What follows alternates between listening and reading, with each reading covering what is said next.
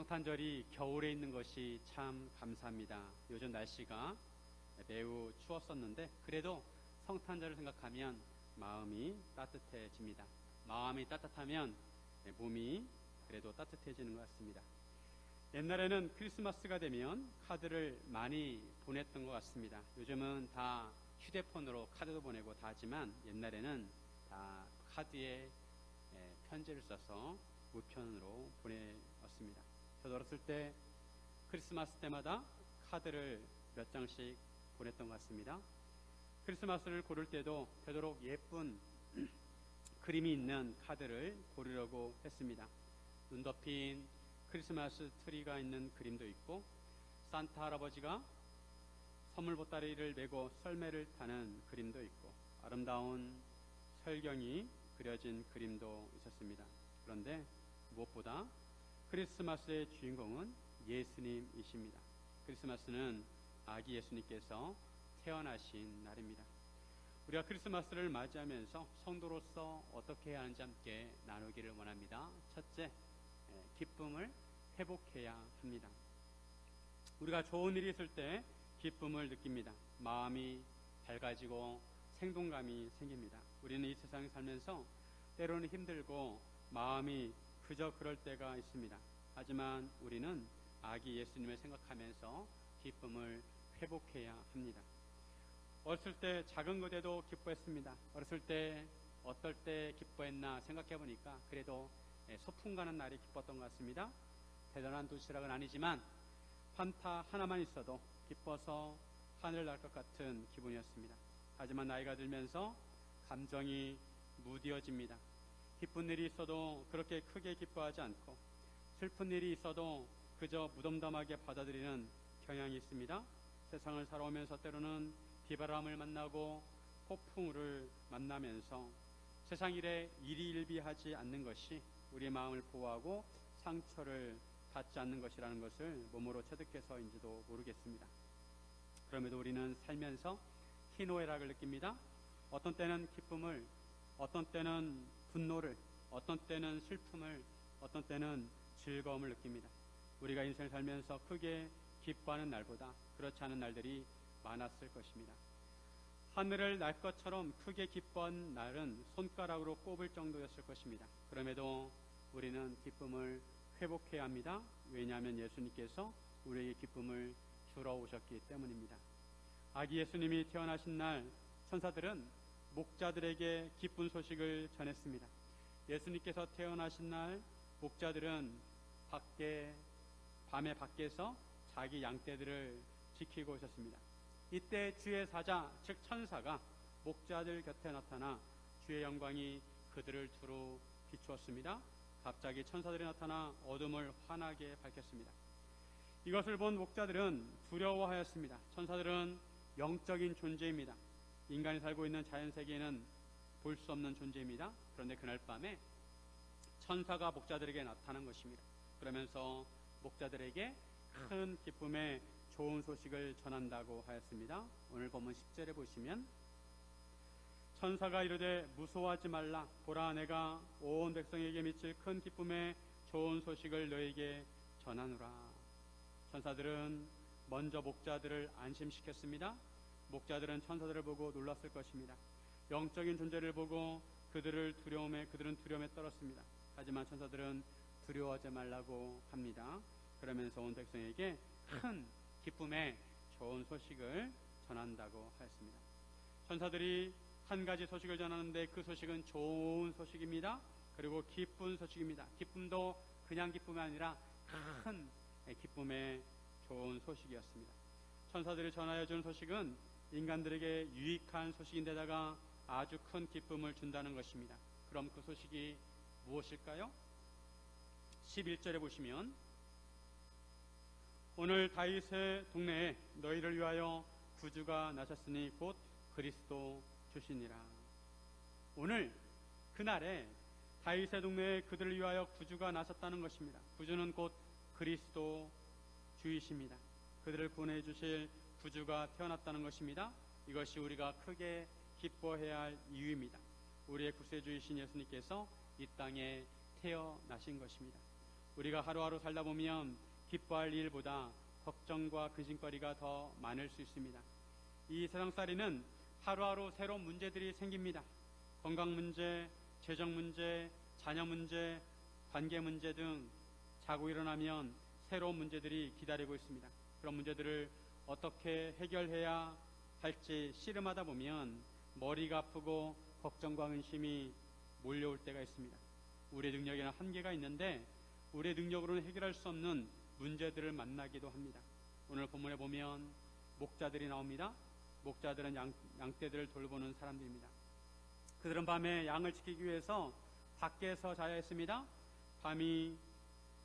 밤이슬을 피할 수 있는 따뜻한 집안이 아니라 자연과 가까운 함대에서 지내야 했습니다. 그러나 천사들이 구주가 나섰다는 기쁜 소식을 왕궁에 있는 사람들에게 전한 것이 아닙니다. 이스라엘에서 가장 높은 사람이나 가장 존경받는 사람이나 가장 대표적인 대제사장이나 가장 지식이 많은 사람이나 가장 부자에게 전한 것이 아니라 목자들에게 전했습니다. 목자들은 그 당시에 그렇게 주목받지 않는 사람들이었습니다. 오히려 그 반대였습니다. 하지만 하나님께서 천사를 통해서 구주가 나섰다는 소식을 목자들에게 가장 먼저 전하도록 하셨습니다. 이것은 하나님께서 이 세상에 가장 낮은 사람들을 주목하고 계신다는 것입니다.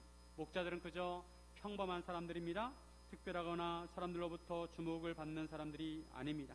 오히려 사람들로부터 배척을 받았다고 합니다. 하지만 하나님께서는 그런 목자들을 바라보고 계셨습니다.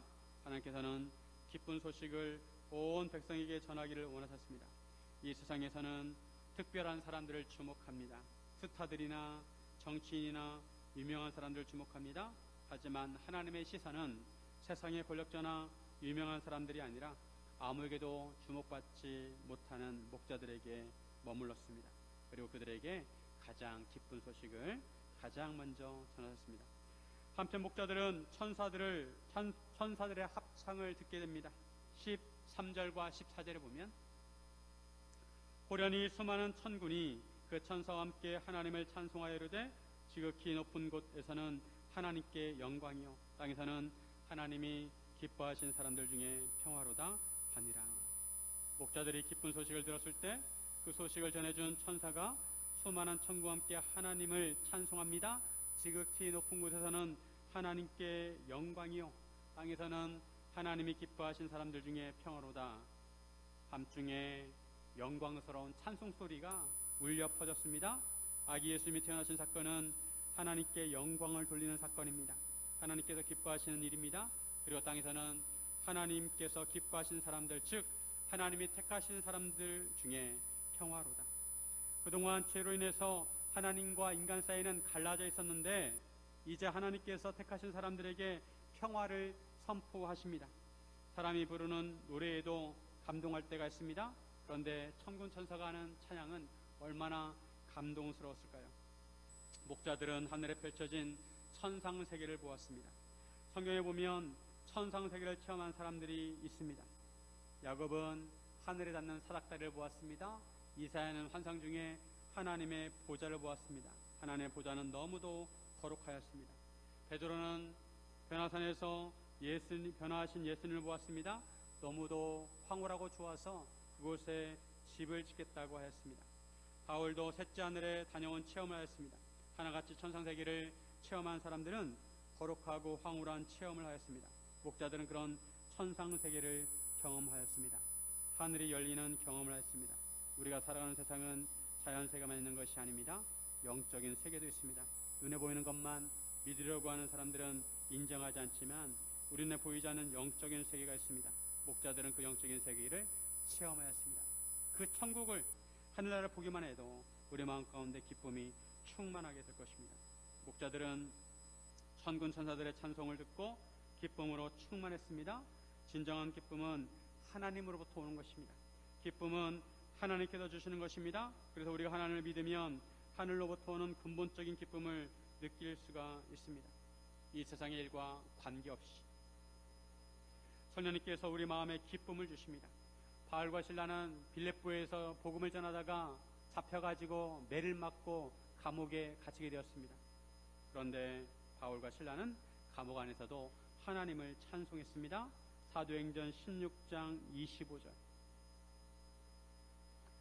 한밤중에 바울과 실라가 기도하고 하나님을 찬송하며 죄수들이 듣더라. 몸은 매를 맞아서 아프고 쓰리고 따가운데 주님을 생각만 해도 너무 기뻐서 찬송이 절로 나왔습니다. 바울이 한 번만 그런 것이 아닙니다. 바울은 빌립보에서 항상 기뻐하라고 했습니다. 빌립보 성도들에게 기뻐하라고 했습니다. 빌립보서 4장 4절에 주 안에서 항상 기뻐하라. 내가 다시 말하노니 기뻐하라. 우리 같이 한번 읽어볼까요? 시작. 주 안에서 항상 기뻐하라. 내가 다시 말하노니 기뻐하라.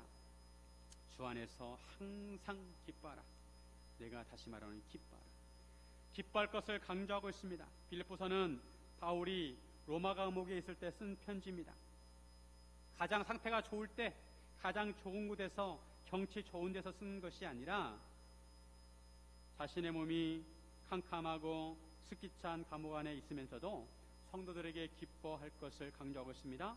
빌립보에서 적어도 13번 이상 기뻐하라는 말씀이 나옵니다. 하나님께서 주시는 기쁨은 근본적인 기쁨이고 천상의 기쁨이기에 어떤 상황에서도 기뻐할 수가 있습니다. 천사들이 큰 기쁨의 소식이라고 한 것은 인간의 근본적인 죄의 문제를 해결할 수 있는 길이 열렸기 때문입니다. 인생의 문제는 죄로부터 비롯된 것입니다. 죽음도 죄로 한 것이고 의리의 슬픔과 고통도 우리가 병드는 것도 다 죄로 인한 것입니다. 예수님께서 이러한 인간의 근본적인 죄 문제를 해결하러 오셨기에 예수님께서 오신 것은 큰 기쁨이고 좋은 소식입니다. 2000년 전에 천사들이 목자들에게 전해준 기쁜 소식은 우리에게도 기쁜 소식입니다. 아기 예수로 오신 예수님께서 우리에게 복음을 주셨습니다. 이 소식은 예수님께서 우리를 죄와 사망으로부터 구원하셨다는 것을 알려주고 있습니다. 예수님은 우리에게 죽음도 막을 수 없는 기쁨을 주시기 위해서 오셨습니다. 사랑하는 여러분, 주님께서 주시는 기쁨을 맛보시고 항상 기뻐하시기를 주님의 이름으로 축원드립니다. 둘째, 감사를 회복해야 합니다. 우리들의 일상은 대체로 평범하고 반복이 됩니다. 그러다 보니 감사한 일이 별로 없는 것처럼 느껴집니다. 하지만 우리는 감사를 회복해야 합니다. 곰곰이 생각해보면 감사한 일들이 많이 있습니다. 우리는 감사를 회복해야 합니다. 천사들이 하는 말이 다윗의 동네에 구주가 나셨다고 했습니다. 다윗의 동네는 베들레헴을 말합니다. 하나님께서 다윗에게 영원한 언약을 주셨습니다. 사무엘하 7장 12절과 13절에 보면 내 수완이 차서 내 조상들과 함께 누울 때 내가 내 몸에서 날 내 씨를 내 뒤에 세워 그의 나라를 견고하게 하리라. 그는 내 이름을 위하여 집을 건축할 것이요 나는 그의 나라 왕위를 영원히 견고하게 하리라. 예수님께서는 다윗의 혈통을 통해서 오셨습니다. 그래서 마태복음 1장에 예수님의 족보를 소개할 때 아브라함과 다윗의 자손 예수 그리스도의 계보라고 말씀합니다. 다윗의 고향이 베들레헴인데 예수님께서 베들레헴에서 태어나게 되었습니다. 이것은 하나님의 예언이 성취된 것입니다. 구약에 보면 그리스도에 대한 예언의 말씀이 많이 나옵니다. 예수님께서는 이러한 예언의 말씀들을 성취하셨습니다. 예수님께서 베들레헴에 태어나실 것도 미리 예언된 것입니다. 미가서 5장 2절에 보시면 베들레헴 에브라다야 너는 유다 족속 중에 작을지라도 이스라엘을 다스릴 자가 내게서 내게로 나올 것이라. 그의 근본은 상고에 영원에 있느니라. 예수님께서 베들레헴에서 태어나신 것은 이 예언의 말씀을 성취하신 것입니다. 천사들은 찬송을 하고 하늘로 올라갔습니다. 그러나 목자들은 서로 말하기를 이제 베들레헴으로 가서 천사가 자기들에게 알리신 바 그 이루어진 일을 보자고 하였습니다. 천사가 목자들에게 구유 위에 누워있는 아기를 볼 것이라고 했습니다.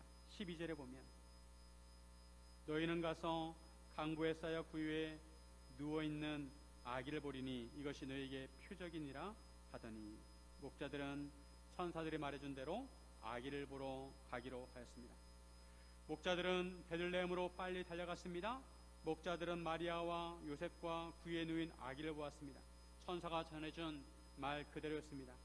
이것이 표적이라고 했는데 천사의 말은 빈말이 아니라 진리이고 맞는 말씀이었습니다. 천사가 전해준 소식은 그저 허공에 떠도는 소리가 아니라 그 말씀대로 이루어지는 진리의 말씀이었습니다. 목자들은 구유의 누인 아기를 보고 하는 말씀이 성취되었다는 것을 몸으로 체험하게 되었습니다. 너무도 거룩하고 극적인 순간이었습니다. 이처럼 귀하고 복된 소식을 목자들에게 가장 먼저 전해준 것은 너무도 감사한 일이었습니다. 그리고 하나님의 예언의 말씀이 성취된 것이 너무도 감사한 일이었습니다. 이스라엘 백성들은 메시아가 오기를 간절히 기다리고 있었습니다. 그런데 그 메시아가 태어나게 되었습니다. 구원자가 오셨습니다. 예수님은 하나님의 예언의 말씀을 따라 이 세상에 태어나셨습니다. 처녀가 잉태하여 아기를 낳을 것이라고 선지자 이사야를 통해서 예언의 말씀을 주셨는데 그 말씀 그대로 처녀 마리아가 아기를 낳게 되었습니다. 그 아기는 구유에 누이게 되었습니다. 여관에 빈방이 없어서 마국간의 구유에 누이신 것입니다. 그 당시에 여관은 주로 1층은 마국간, 2층에 방이 있었습니다. 근데 2층에 방이 없어가지고 별 수 없이 마국간에서 아기를 낳아서 구유에 누이신 것입니다. 베들레헴에서 구유에 누인 아기는 예수님밖에 없었습니다. 베들레헴에 여러 명의 아기들이 있었겠지만 구유에 누인 아기는 한 명이었습니다. 예수님은 가장 낮은 자리에 오셨습니다. 한편 목자들은 베들레헴으로 갈 때 내려갔을까요? 올라갔을까요? 저는 목자들이 산에서 양을 치다가 산 아래로 내려갔을 것이라는 선입관을 가지고 있었습니다. 그런데 성지순례를 가서 보니까 베들레헴이 위에 있었습니다. 양을 치는 곳은 아래쪽에 있고 베들레헴은 위에 있습니다. 그 당시에 주로 산 위쪽에 마을이 형성되어 있었습니다. 베들레헴 아래쪽에 보아스 애들이 있었습니다. 보아스가 누구입니까? 룻기에 나오는 다윗의 조상입니다. 룻이 보아스를 통해 오벳을 낳았습니다. 오벳은 이셋을 낳고 이셋은 다윗을 낳았습니다. 그리고 다윗의 혈통을 통해 예수님께서 때가 찼을 때 태어나셨습니다.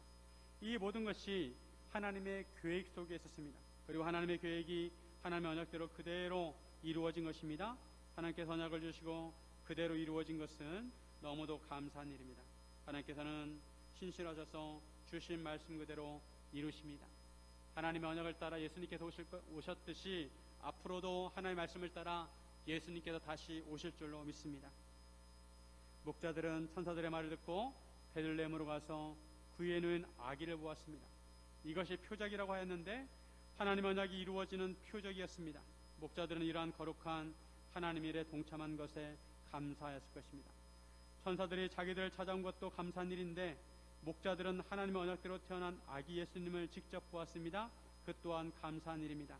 무엇보다 이제 그들을 구원해 주실 구원자가 오신 것에 감사하였습니다.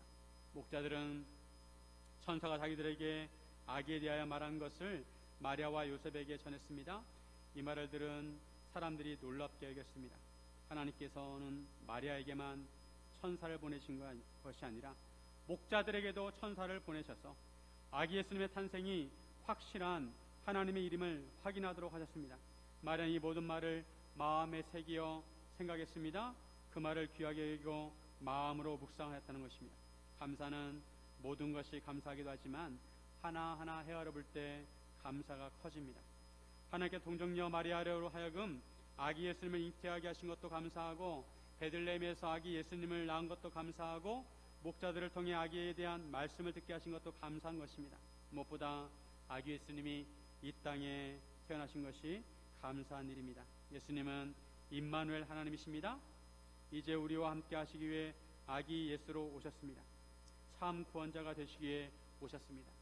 시내산에서 하나님께서 이스라엘 백성을 만나기 위해 시내산에 강림하신 것처럼 이제 하나님께서 우리와 함께 하시기 위해서 예수님께서 이 땅에 오신 것입니다. 하나하나 다 헤아려 보면 감사한 일들이 너무도 많습니다.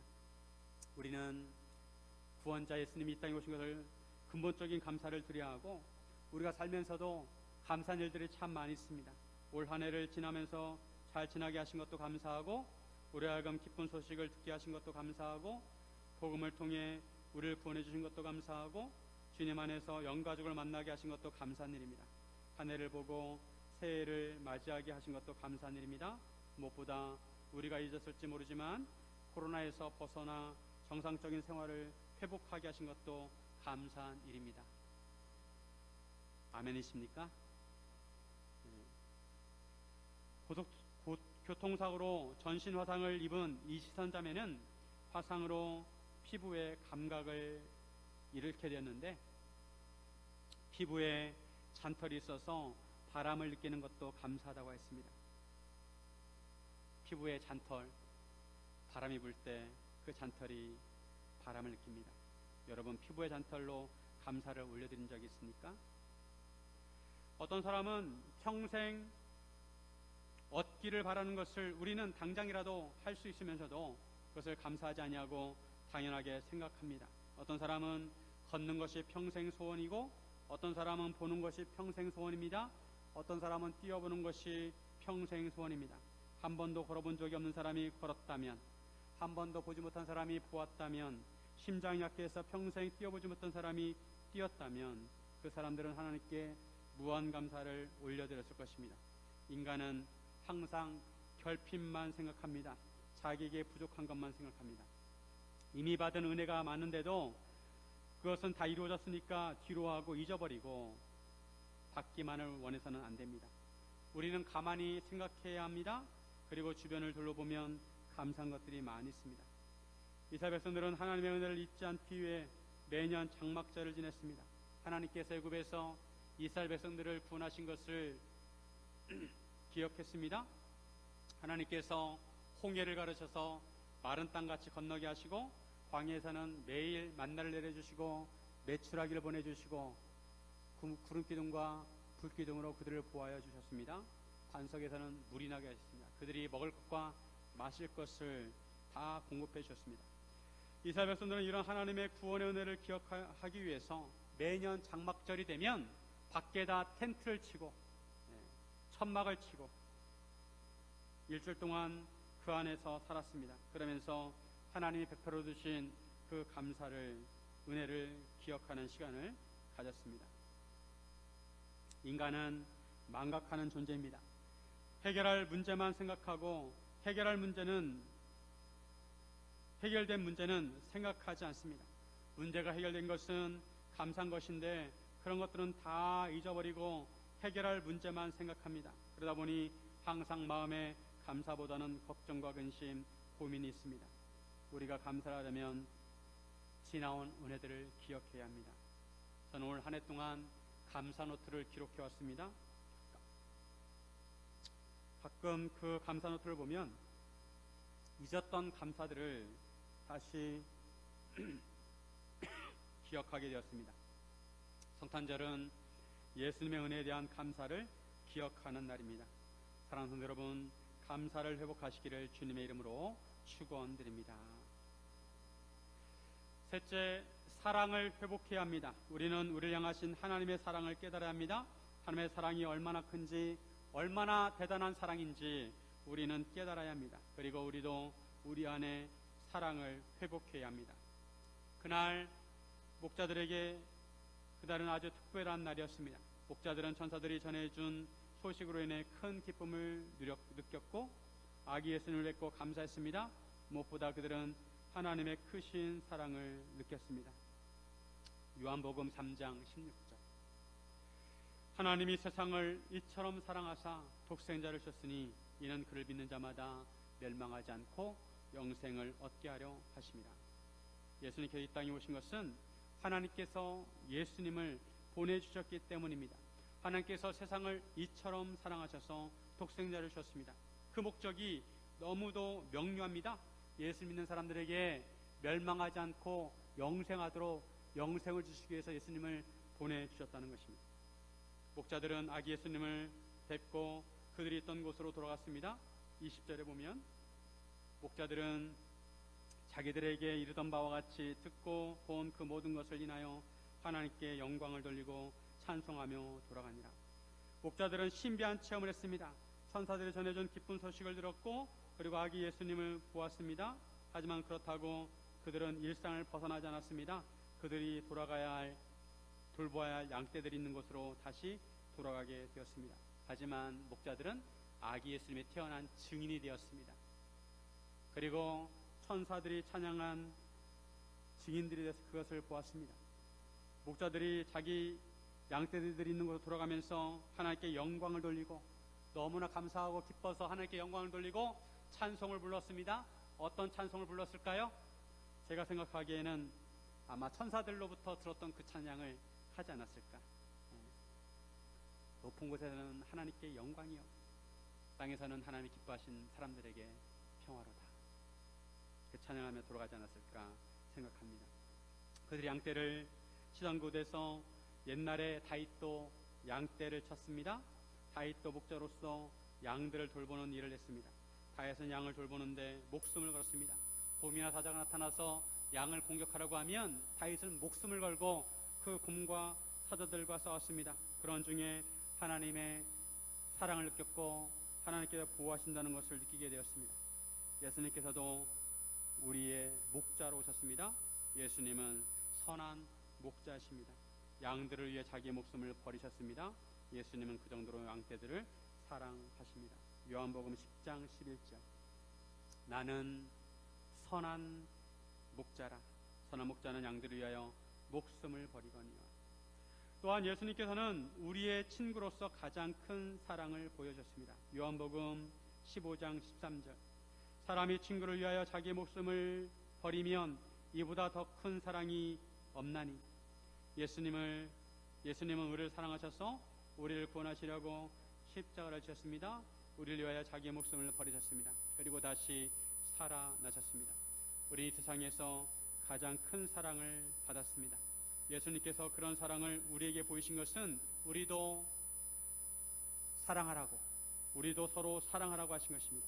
사람들은 사랑을 생각할 때 받는 사랑을 생각합니다. 하지만 주는 사랑을 해야 합니다. 예수님께서는 우리에게 주는 사랑을 하셨습니다. 예수님께서 이 세상에 오실 때 아기로 태어나신 것은 의미가 있습니다. 인간은 아기로 태어납니다. 아기로 태어날 때 생명을 가지고 태어납니다. 예수님께서도 우리와 똑같이 아기로 태어나셨습니다. 예수님께서는 우리가 영적인 아기로 태어날 수 있도록 육적인 아기로 태어나신 것입니다. 우리가 예수님을 믿음으로 거듭나기를 바라십니다. 생명을 낳기 위해서는 희생이 따릅니다. 아기를 가지면 엄마는 뱃속에서 아기가 자랄 때까지 10달 동안 기다려야 합니다. 그 기간 동안 뱃속에 있는 아기에게 해가 되지 않도록 모든 것을 조심합니다. 먹는 것도 조심하고 심지어 보는 것, 듣는 것, 생각하는 것도 조심합니다. 배가 불러올수록 몸은 무거워지고 잠도 제대로 눕지 못하고 행동도 둔해지고 신발도 보이지 않습니다. 배가 나와가지고 신발을 신으려고 해도 신발이 잘 보이지 않아요. 아기를 위해서 엄마는 희생을 하는 것입니다. 그리고 아기를 낳는 과정에서도 극심한 고통을 인내해야 합니다. 아기를 낳았다고 끝난 것이 아닙니다. 아기가 잘 자라도록 엄마는 항상 아기를 돌봐야 합니다. 잠을 줄여가면서 긴장하고 아기가 자랄 때까지 항상 지켜봐야 합니다. 사실 예수님께서는 아기로 태어나셨지만 우리가 영적으로 태어나도록 우리를 품으신 것입니다. 우리에게 영생을 주시기 위하여 예수님께서는 산모처럼 많은 희생을 하셨습니다. 빛나고 높은 보좌에서 내려오셔야 하셨고 본이 창조하신 피조물이 되셔야 했습니다. 인간과 똑같은 삶을 사시다가 결국 십자가에서 가장 비참하게 돌아가셨습니다. 예수님은 우리를 새롭게 태어나게 하시기 위해서 영적인 산모의 고통을 감수하시고 희생하셨습니다. 그런 희생을 통해서 우리가 영적으로 생명을 얻게 된 것입니다. 그뿐 아니라 영적으로 거듭난 우리의 믿음이 자라고 신앙격이 자라도록 지금도 돌보시고 지켜보고 계십니다. 엄마가 아기를 돌보듯이 우리에게서 눈을 떼지 않으시고 우리를 돌봐주십니다. 육적인 생명이나 영적인 생명이나 희생적인 사랑을 통해서 만들어지는 것입니다. 우리가 이 세상에서 삶을 누리는 것도 우리 부모님들의 사랑과 희생을 통해서 누리는 것입니다. 우리가 영생을 얻게 된 것도 예수님의 사랑과 희생을 통해서 얻게 된 것입니다. 예수님의 십자가를 통해 우리가 영생을 얻었습니다. 예수님께서 십자가로 우리를 품으신 것입니다. 무슨 말씀이냐 하면 생명을 얻기 위해서는 누군가는 십자가를 져야 한다는 것입니다. 그래야 새로운 생명이 태어날 수 있습니다. 그래서 예수님께서는 우리에게 자기 십자가를 지고 나를 따라오라고 하셨습니다. 왜냐하면 아직도 영적으로 태어날 생명들이 많이 있기 때문입니다. 예수님은 우리와 함께 많은 영혼들을 구원하시길 원하고 계십니다. 저는 하나님을 인격적으로 만날 때 무엇보다 저를 사랑하시는 하나님의 사랑을 느꼈습니다. 그 당시에 마음이 참 외롭고 힘들었는데 하나님의 사랑이 느껴졌습니다. 하나님께서 나를 사랑하시는구나. 하나님께서 나를 이렇게 사랑하시는구나. 그 사랑이 제 마음에 밀려왔습니다. 그 사랑이 차갑고 딱딱한 제 마음을 녹였습니다. 성부 하나님은 하나밖에 없는 독생자를 내어주시는 사랑을 하셨고, 예수님은 십자가를 주시는 사랑을 하셨고, 성령님은 그 하나님의 사랑을 우리에게 전해주셨습니다. 그리고 성령님께서 성령의 열매로 우리 안에 사랑이 열리도록 하십니다. 우리는 이미 삼위일체 하나님의 크신 사랑을 받았습니다. 그리고 지금도 받고 있습니다. 그러기에 우리는 그 사랑을 깨닫고 우리도 사랑해야 합니다. 하나님처럼, 예수님처럼, 성령님처럼 사랑해야 합니다. 여러분, 어렸을 때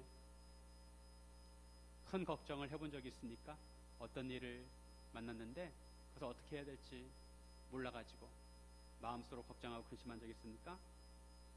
근데 엄마한테 가서 말하면 엄마는 그 일이 아무 일이 아니라고 하면서 우리를 안심시키고 그 문제를 해결해 주십니다. 우리가 지금 살면서 때로 인생의 문제로 걱정하고 근심할 수 있습니다.